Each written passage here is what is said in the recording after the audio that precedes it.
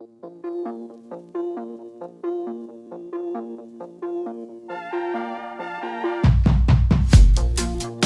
everyone, this is Sean LaPointe with LaPointe Brothers, General Contractors. We're back on Mount Curve in Altadena.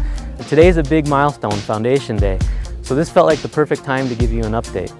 We've regraded the entire site, removed tons of massive boulders and rocks, brought in lots of clean fill and compacted it to meet structural standards, all verified by our soils engineer.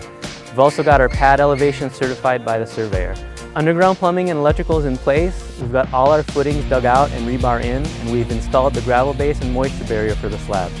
Everything you see here is what ensures this home is built right from the ground up. Inspections are all passed, and we've got the go-ahead from both LA County and the structural engineer, so we're ready for the next big phase, which is pouring the foundations.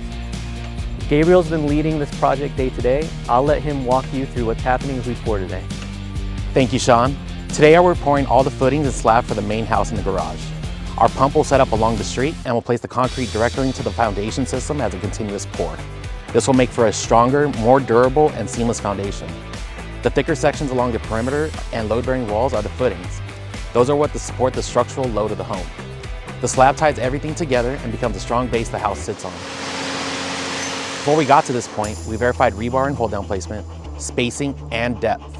Our structural plans call for 2,500 PSI concrete. However, we always go for the higher grade 3,500 PSI so our foundations have better strength and longevity.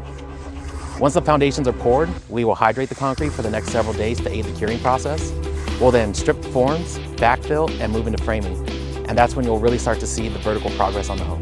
Next up, framing and getting all the mechanical systems into the walls and attic. We'll keep you updated as construction continues and this home moves closer to completion.